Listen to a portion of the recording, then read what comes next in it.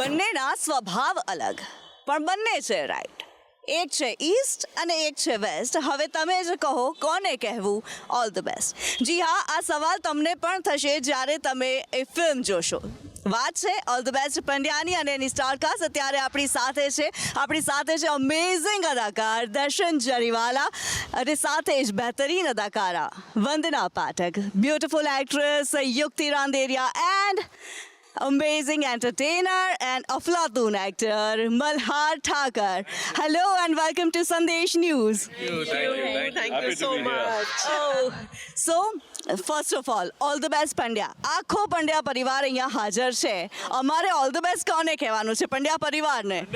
Yes Pandya પરિવારને. તો પંડ્યા પરિવારના જે સુપુત્ર છે એમનાથી જ શરૂઆત કરીએ. Malhar, all the best Pandya. લઈને આવી રહ્યા છો, આદિયોગીના આશીર્વાદ પણ લઈ લીધા છે. So now what about all the best Pandya? All the best Pandya એ બહુ જ એન્ટરટેનિંગ, બહુ ધમાકેદાર ફિલ્મ છે.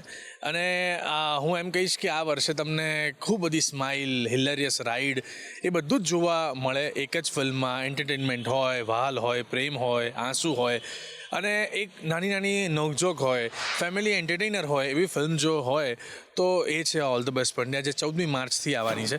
અને યુક્તિ માટે ઓલ ધ બેસ્ટ પંડ્યા શું છે? ઓલ ધ બેસ્ટ પંડ્યા કદાચ દરેક લોકો આ પંડ્યા ફેમિલીને કહી રહ્યા છે કે તમે જે કરવા જઈ રહ્યા છો એમાં ઓલ ધ બેસ્ટ અમે કહીએ છીએ તમને. બસ શુભકામનાઓ છે આ પંડ્યા પરિવારને, જે ફિલ્મની અંદર એ પરિસ્થિતિમાંથી લડી રહ્યા છે, પસાર થઈ રહ્યા છે. એક હેપનિંગ ફેમિલી છે અને તેમાં એમની ઉપર જે અત્યારે સિચ્યુએશન મુકાઈ છે તેમાંથી એ લોકો કેવી રીતે પસાર થાય છે. The film is all about that. Okay, અને એક ફેમિલીની અંદર બાપ અને દીકરાની વચ્ચેનો એક જે પુલ કહેવાય ને, બ્રિજ, એ હોય છે મમ્મી. અને એવું જ કંઈક ફીલ છે વંદનાબેનનું. વંદનાજી, શું કહેશો તમારા કિરદાર માટે? બિલકુલ સાચી વાત છે. આપણા બધાના ઘરમાં આ પ્રોબ્લેમ છે. હું પણ ફેસ કરું છું ઘણીવાર કે જ્યારે જો કે આના કરતાં ડિફરન્ટ સિચ્યુએશન છે, કારણ કે મારો દીકરો ને મારો હસબન્ડ અત્યારના ટાઈમનો છે, એટલે હવે જરાક આ બોન્ડ વધારે જોવા મળે છે. પણ પહેલાં એવું હતું કે બાપ છે, દીકરો છે, એમ હતું બધું. એટલે એવા સંજોગોમાં ઘણીવાર એવું હોય છે કે ફાધરને કંઈ પણ કહેવું હોય, બિકોઝ દીકરો અને મા બહુ ક્લોઝ હોય છે. દીકરા માટે મા બધું જ શેર કરી શકે એવી એક વ્યક્તિ હોય છે, ને બાપને અમુક વસ્તુઓ નથી કહેવાતી, અમુકની ઘણી વસ્તુઓ નથી કહેવાતી દીકરાથી. એટલે એ કડી જે મા હોય છે તો એમાં ઘણીવાર બ્રિજ પણ બને છે ને ઘણીવાર બહુ જ એટલે પંચિંગ બેગ પણ થઈ જાય છે ને ઘણીવાર બહુ બોજો પણ થઈ જાય છે કે હવે આ કેવી રીતે હેન્ડલ કરું. અને જ્યારે બહુ ટુ મચ થઈ જાય છે ત્યારે આ મા એમ કહે છે કે હવે તમને પણ એકબીજા સાથે નહીં ફાવે ને મને તમારી સાથે નહીં ફાવે. જે બાપ અને બેટા, ટોમ એન્ડ જેરી. અચ્છા, ટોમ કહીએ ટોમ છું, પેલો જેરી છે. Yes, Tom and Jerry. અત્યારે બી અમે છે ને અલગ ઊભા રાખ્યા છે કે ક્યાંક એમની ચળબળ ને નોકઝોક ચાલુ ન થઈ જાય. સો દર્શનજી, કેવું છે કિરદાર? શું કહેવું છે આ કિરદાર માટે થઈને? કારણ કે બહુ જ સામાન્ય એક આપણે કહીએ ને કે પપ્પાઓ કેવા હોય જનરલી, એવો બહુ બોલે નહીં, મનમાં જે હોય એ કહેતા ના આવડે, અને બહુ મનસૂબા હોય છોકરા માટે. અને દીકરાને જોતા હોય કે આ તો ચરી ખાય છે, કાંઈ કામ નથી કરતો, આટલો ભણાવ્યો તો પણ નોકરીએ નથી જતો, અને પોતે જે નોકરી કરી રહ્યા છે એમાં એમને ખૂબ સારું લાગે છે. પોતે બહુ જ નૈતિક અને આમ સ્ટ્રિક્ટ માણસ છે, પણ એમનો દીકરો એમના કયામાં નથી. એટલે પાછું આ જ કે આડું જોઈને બોલવું, એને જે કહેવું હોય એ પોતાની બૈરીને કહેવું કે ભાઈ એ આગળ કહેશે, અને પેલો પણ સામે બોલે નહીં, એ પણ મા પાસે જ પોસ્ટ કરે એનો રિપ્લાય. એટલે આવી પરિસ્થિતિ ચાલ્યા કરતી હોય, અને એને ખરેખર ચિંતા હોય છોકરાની કે ભાઈ આ આટલો મોટો થઈ ગયો, કંઈક જીવનમાં એને દિશા મળે. અને એ બહુ સરસ વાત છે આમાં. એ કહે છે કે બાપ રિટાયર થવાને આરે આવ્યો છે અને દીકરાનું બચપણ જતું નથી.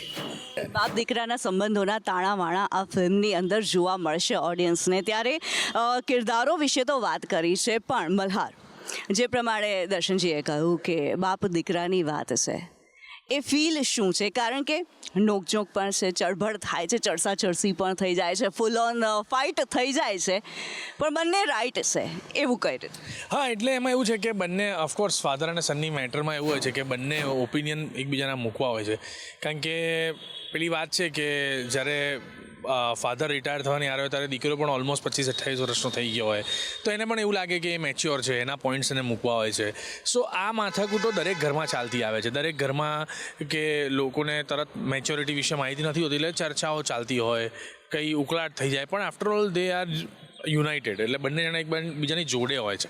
સો આઈ વુડ સે કે દરેક જણ જે લોકો આની વાત કરી રહ્યા છે, જે આ રિલેશનશિપની વાત છે, એ દરેક ઘરની સ્ટોરી છે. ક્યાંક ને ક્યાંક આવું આપણે જોતા જ આવ્યા છીએ.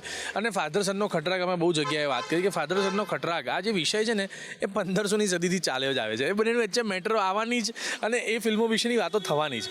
અને દેટ્સ ધ બ્યુટી કે એનો ક્યારે એન્ડ નથી અને અનાદિકાળથી ચાલ્યા આવવાનું, હજી ચાલ્યા રાખવાનો છે. એટલે પણ આ હું જે વાત કરું છું એ રિલેશનશિપની, જે રિલેશન એવો છે કે બંને જણા તકલીફમાં હોય તો પાછા બંને જણા એકબીજા માટે ઊભા બી રહે છે, અને નથી જામતું ત્યારે નથી જ જામતું. સો આ બ્યુટી છે આ રિલેશનની. ને all the best Pandya, Akshay અને હસમુખ પંડ્યાની આ રિલેશનશિપ પર વાત છે કે બે જણાની મદદે આવે ત્યારે કયો ટાઈમ હોય છે કે જ્યારે બે જણા એકબીજાની મદદે આવે, અને એ time is our main crux of the film. એ તો મેઇન ક્રક્સની તો વાત થઈ છે, પણ અહીંયા મને એક સવાલ છે. ટ્રેલર મેં જોયું, ટ્રેલરની અંદર તમારા ઘણા બધા નામ મેં સાંભળ્યા છે. અક્ષય છે, અક્કી છે, અક્ષય કુમાર પણ છે. હવે સુપરહિટ ફિલ્મ્સના ખેલાડી તો તમે છો જ ગુજરાતીની અંદર, હવે રિયલમાં ખેલાડી બનવાની ઈચ્છા? ના, ઓફકોર્સ મને ગમે છે ખેલાડી બનવું અને મજેદાર પણ છે વાત. પણ હા, અક્ષય કુમાર ઇટસેલ્ફ એવું નામ છે અક્ષય કે જેમાં ખેલાડી વેડા, એની મસ્તી વેડા કે એની જે ધમાલ છે એ સતત આવ્યા કરવાની. એટલે અક્ષય જે કેરેક્ટર છે એની અંદર બધું જ આવી જાય છે, બધું જ સમાઈ જાય છે. बिल्कुल બધું જ સમાઈ જાય છે. એટલે અક્કી, અક્ષય ને અક્ષય કુમાર સબ કુછ દેખને મિલ જાएगा. ગેસ અમે બહુ વખત પછી કોઈ ફિલ્મના ટ્રેલરની અંદર થ્રુ આઉટ કોઈ હિરોઈનને, કોઈ એક્ટ્રેસને સાડીમાં જોઈ છે. So this was the thought. So આખી ફિલ્મની અંદર તમે સાડીમાં જો, આપણે અત્યારે અલગ લુક જોવા મળી રહ્યો છે. યસ, અને that was our main motive કે અત્યારની જેટલી પણ એક્ટ્રેસીસ છે તો ઇન્ડિયન અને સારી લુક જનરલી ઓછો જોવા મળી રહ્યો છે. તો ડિરેક્ટર અને અમારા જે કોસ્ચ્યુમ સ્ટાઇલિસ્ટ છે એમનો એવો આઈડિયા હતો કે આમને એક વખત આપણે સાડીનો લુક આપી શકીએ, અને એક બે ઓકેઝનમાં નહીં પણ થ્રુ આઉટ હોલ ફિલ્મની અંદર કે રેગ્યુલર વેરમાં સાડી જ પહેરતી હોય એવો લુક આપણે કેમ નહીં આપી શકીએ. અને આઈ થિંક જે લોકોએ પણ ટ્રેલર જોયું છે તો everybody is going to love this idea. તો I think we are also very excited to actually see the audience reaction when they see different look. Okay, એટલે મલ્હાર આને બ્યુટી એન્ડ સિમ્પ્લિસિટી એવું કહી શકીએ. Yes, absolutely beauty and simplicity. અને એ જ વધારે કનેક્ટ થાય છે મને એવું લાગે છે. કારણ કે નોટ ઓનલી કોસ્ચ્યુમ, એનો એક એટીટ્યૂડ, એનો એક અપ્રોચ હોય છે એ કોઈ એમના પ્રિય વ્યક્તિની સામે, એ બહુ જ લોકોને કનેક્ટ થાય એવી વાત છે. એટલે બ્યુટી ઇન સિમ્પ્લિસિટી તો છે જ, અને યુક્તિ પોતે પણ એવી સિમ્પલ છે કે સિમ્પ્લિસિટી બહાર આવે છે. બિલકુલ. અને જ્યારે ફિલ્મની વાત કરતા હોઈએ, ઓબ્વિયસલી ફિલ્મ જ્યારે શૂટ થઈ રહી હોય ઘણી બધી ધમાલ થઈ જ હોય. પહેલાં તો વંદના મેમની પાસેથી જાણવું છે કે વંદના મેમ કેવી મસ્તી થઈ છે બેક ઓફ ધ કેમેરા? મસ્તી તો અમે બહુ જ કરતા આવ્યા છીએ, બહુ જ. એક તો છે ને શું છે કે જેમ પહેલાં કીધું એમ કે બધા એકબીજાને ઓળખતા હોય ને તો એક કમ્ફર્ટ લેવલ હોય, બધા એકબીજાને જાણતા હોય, એકબીજાના મૂડ ખબર હોય. પ્લસ કામ કરતી વખતે ક્યારે તમારે સિરિયસ થઈ જવું વખતે અને ક્યારે તમારે ધમાલ કરવી એ ખબર હોય તમને. મેન તો એ છે કે અમે જ્યારે કોર્ટ સીન્સ કરતા હતા ત્યારે અમુક સીન્સમાં દર્શનભાઈ કે બાકી એ લોકોને બહુ જ બધું હોય ને, અમારે લોકોને કંઈ બહુ બોલવાનું આવતું નહોતું. ત્યારે પેલા બેક બેન્ચર્સ હોય ને જે લોકો બેસીને મસ્તી કરતા હોય, છેલ્લી બાટલીવાળા, એ કે અરે આપણે અત્યારે નથી દેખાતા. તો ત્યારે એટલી બધી મસ્તી ચાલતી હોય, સિંગચણા ખાતા હોઈએ ને પેલું સ્કૂલમાં કેવી રીતે મસ્તી કરતા હોઈએ, ખાતા હોઈએ ને એવું બધું એવું જ ચાલતું હોય. ને જેવો કેમેરા આવી રહ્યો છે, મારા પર આવ્યો, હવે કદાચ તારા પર આવશે, એવી બધી મસ્તીઓ ચાલતી હોય છે, એવું બધું. બિલકુલ. અને દર્શનજી, સૌથી વધારે મહત્વની વાત કે મૂવીની અંદર બાપ દીકરા દીકરાની જ્યારે વાત હશે તમારા અને મલ્હારના બંનેના સીન્સ પણ ઘણા વધારે હશે. So what was that experience જ્યારે તમે બંને સામ સામે હતા? That was lovely because I and Malhar do share a certain kind of a chemistry, you know, a rapport. એક એક્ટર્સ તરીકે જે તમે જેને કહો ને કે એક્શન રિએક્શન કે એક માણસ કંઈક બોલે અને સામેવાળો એને રિએક્ટ કરે એ ટાઈમિંગ અને રિએક્શન બહુ જ જરૂરી હોય છે. તમે શું બોલો છો એના કરતાં તમે કઈ રીતે રિએક્ટ કરો છો એ that is the hallmark of good actor. એક બાપને અચાનક ખ્યાલ આવે છે કે આ મારો દીકરો એટલો ખરાબ નથી. પહેલાં હું જેટલો માનતો હતો એટલો. તો એ સવારના પૂરમાં 2 કપ ચા બનાવતો હોય અને પછી ફરે ને એને ખ્યાલ આવે કે અચ્છા આ દીકરા સાથે હું ડીલ કરી રહ્યો છું. તો એ પોતાનો કપ રાખી બીજા કપની ચા પાછી તપેલીમાં નાખીને ચા ગરમ કરી લેજે આવું કરે.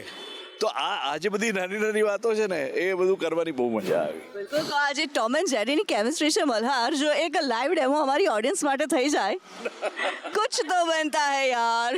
મને હિન્દુ કહી દે આને મને એની સાથે નહીં ફાવે. તો મમ્મી એમની સાથે વાત કરે, મને એમની સાથે નહીં ફાવે. જો એક મિનિટ, તમે આમ વાયા વાત નહીં કરો. જે કહેવું હોય ને એકબીજાને કહી દો. મને એમની સાથે નહીં ફાવે. નહીં જ ફાવે મને, પણ નથી રહેવું મારે આની સાથે. મારે નથી રહેવું એમની સાથે. અને મારે તમારા બંને સાથે નથી રહેવું. વાવ સુપર સુપર સુપર. તો શોલેનો ડાયલોગ છે કબ હે હોલી. તો અમારે હવે કંઈક એવું કહેવું પડે કે કબ હે ધૂળેટી કબ હે હોલી. એટલે અમારે એવું કહેવું પડશે કે જ્યારે all the best Pandya release થશે તબ હે હોલી તબ હે ધૂળેટી. સો રંગારંગ ઓડિયન્સ મતલબ ફીલ કરી શકશે એ રંગ. એબ્સોલ્યુટલી કરી શકશે. એટલે 14મી માર્ચે આપ સૌ ફ્રેન્ડ્સ અને ફેમિલી સાથે ખાસ જોવા જજો અમારી film all the best Pandya. કે ઓલ ધ બેસ્ટ પંડ્યા. તો આપણે પણ ઓલ ધ બેસ્ટ કહી દઈએ. All the best for your movie. Thank you. So guys, આજે આપણે મુલાકાત કરીશું ફિલ્મ ઓલ ધ બેસ્ટ પંડ્યાના સિતારાઓની સાથે. કેમેરામેન નરેશ વાઢેર સાથે કિન્નરી શાહ, સંદેશ ન્યૂઝ, અમદાવાદ.